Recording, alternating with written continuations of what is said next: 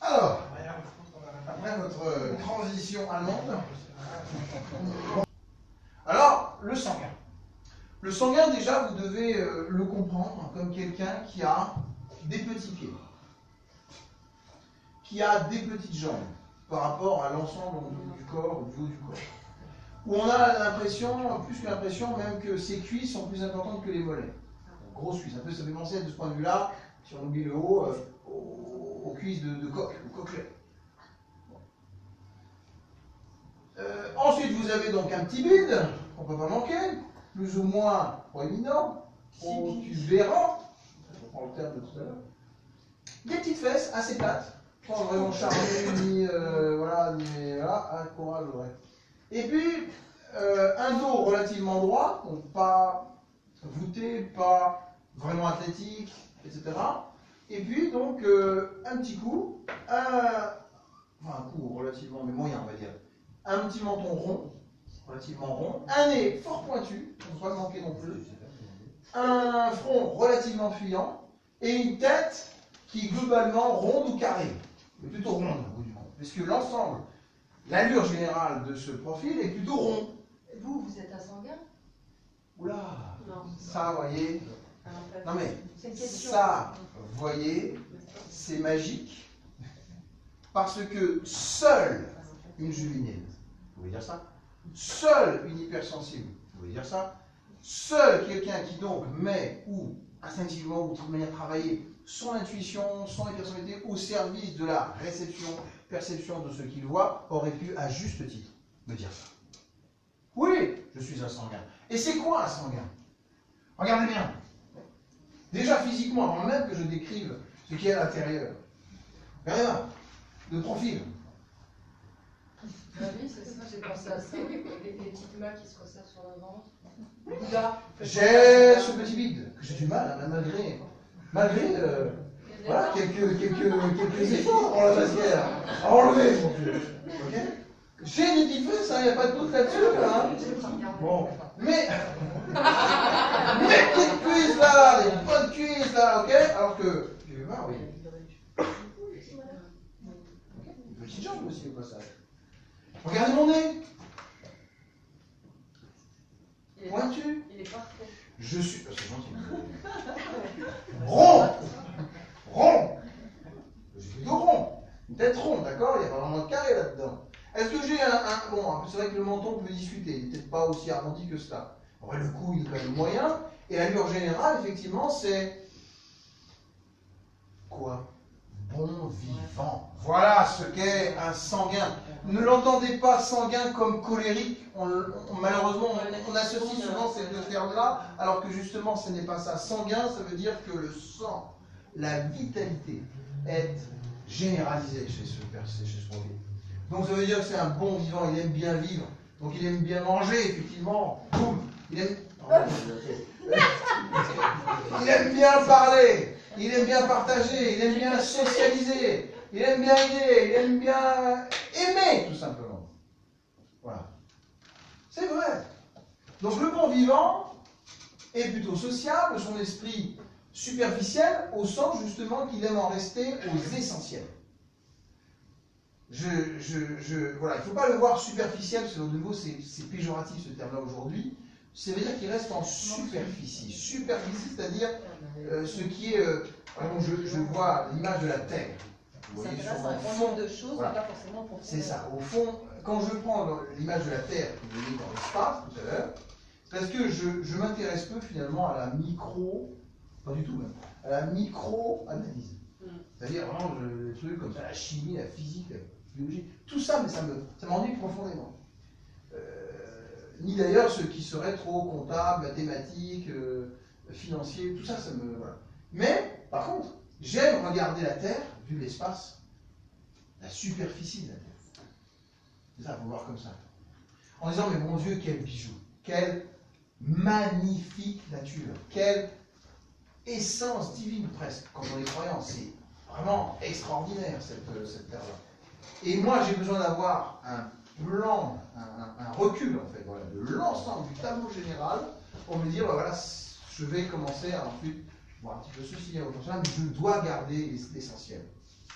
Voilà, je suis dans les fondamentaux, très clairement. Qui, donc, répond aussi à une logique universelle. Vous entendrez toujours dire que je ne me sens pas français. Je ne me sens pas attaché à une patrie. Je me sens attaché à l'humain. Je me sens attaché aux valeurs et je me sens attaché à la joie sous toutes ses formes, à l'amour sous toutes ses formes, aux cultures différentes.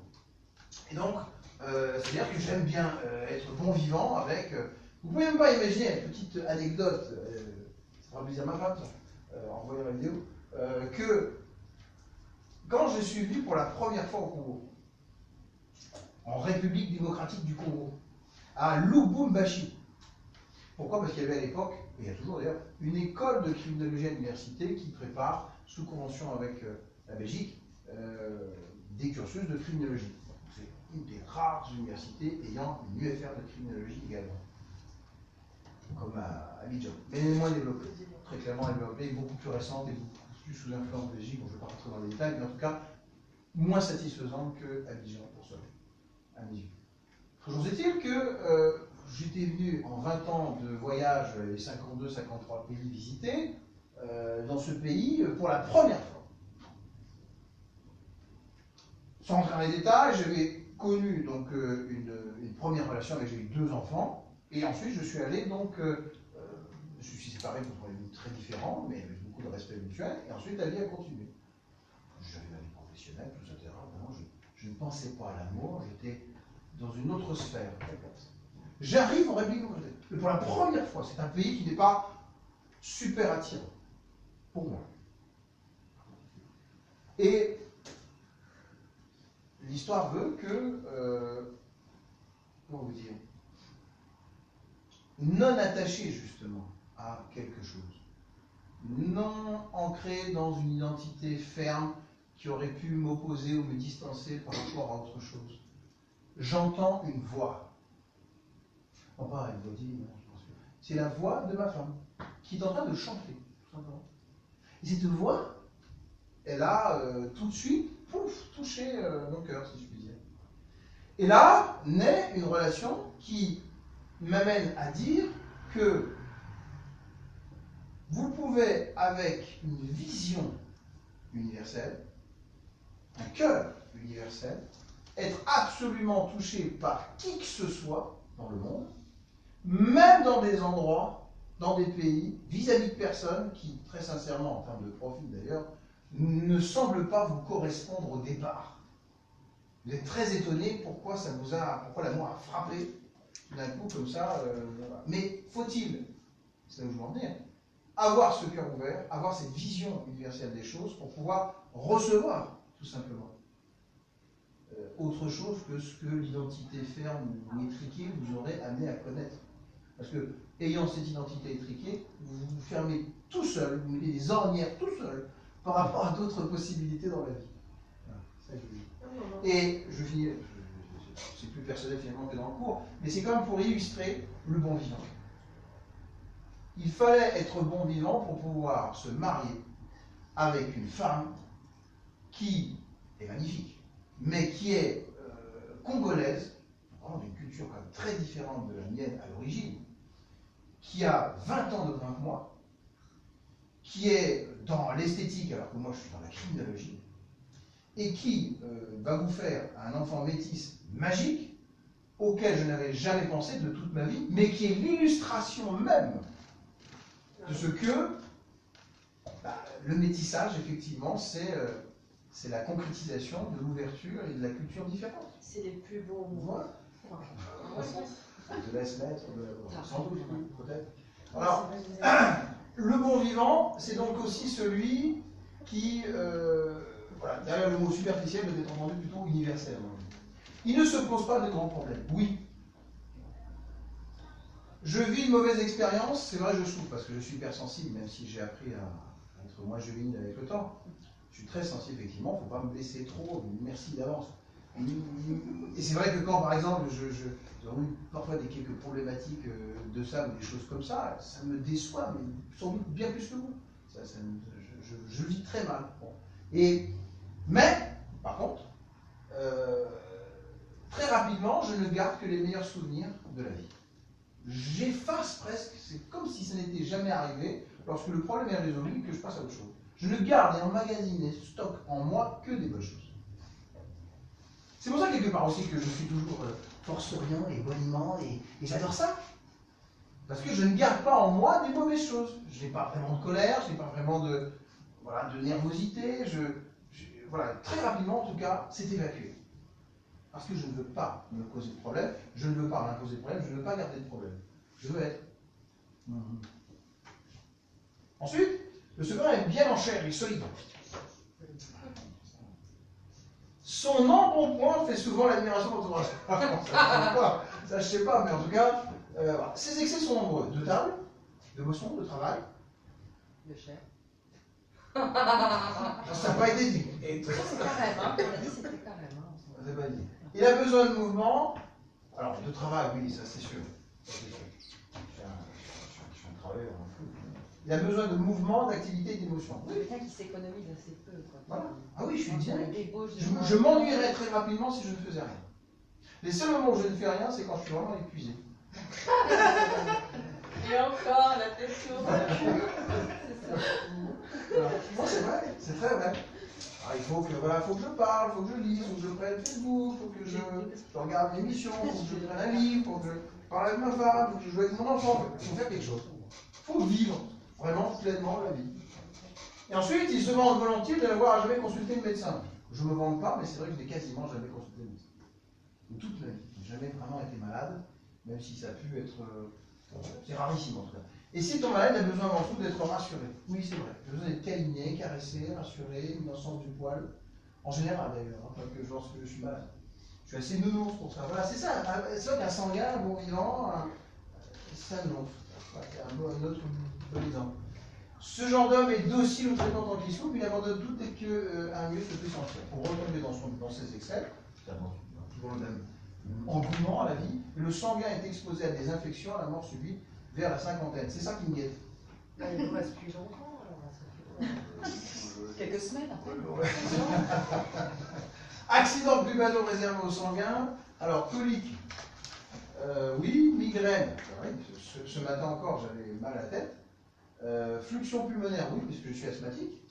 Rhumatisme, oui, parce que quand je suis tellement mobilisé que parfois j'ai des douleurs musculaires, tout simplement, parce que je suis assez actif, voire hyperactif.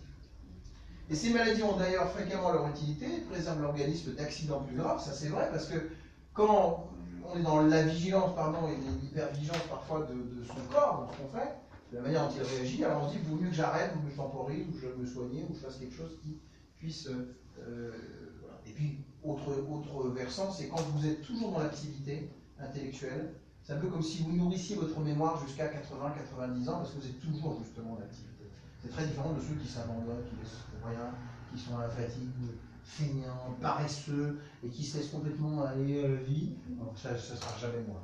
Voilà. Dieu m'en préserve en tout cas. Et le sanguin est peu prédisposé aux maladies psychiques. Oui. Je crois que je suis plutôt sain d'esprit. Ça existe, Okay. hein. Oui, ça va. Globalement, ça va. Donc, il faudra donc faire attention à ça, simplement, chez les sanguins. Parce que, justement, à force de... C'est vrai qu'il ne vit pas longtemps. vous vous rendez compte, c'est vrai que moi, parfois, quand je regarde mon CV, je me dis, j'en ai fait trop. Non, c'est vrai, parfois, j'aimerais me dire, mais il a fait tellement de choses en 20 ans. D'accord, oui, peut-être, mais quelque part, je trouve ça trop, rétrospectivement. Parce que le temps que j'ai consacré à faire des livres, j'aurais pu le faire avec mes 2 premiers enfants, par exemple. Je vous dis ça.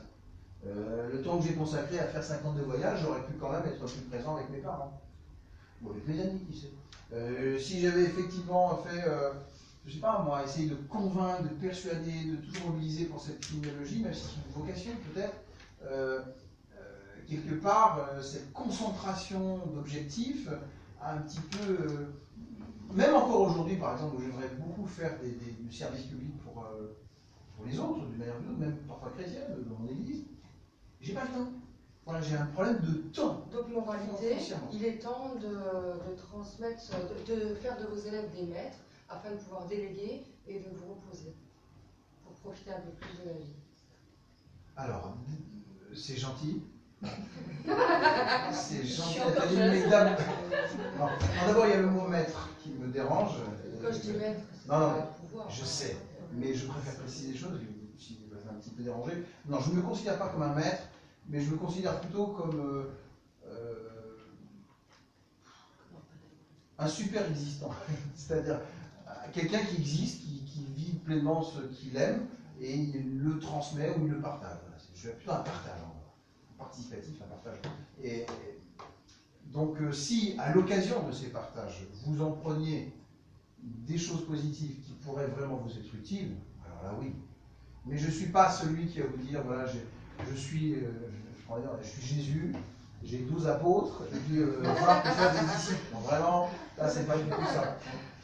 Même si je respecte profondément en tant que croyant, chrétien notamment, cela. Mais c'est pas du tout mon objectif dans la vie, ma façon de voir les choses. Claire, pour ça? Maintenant, je vous demande Juste une question. C'est selon les tempéraments, il y a plus de femmes ou d'hommes. Disons, il y a plus d'hommes qui sont sanguins que de femmes. Je ne peux pas répondre à cette question. J'avoue mon ignorance. Est-ce qu'on peut être lymphatique et le fait d'avoir un petit bidon en tant que femme, avoir une tendance sanguine? Non, vous devez cumuler les critères. C'est comme les expressions faciales, c'est comme les typologies criminologiques auxquelles on vous a parfois invité à travailler sur Potio, Landru et compagnie. Il faut qu'il y ait le maximum de critères réunis. Donc le petit vide, c'est pas suffisant. D'accord.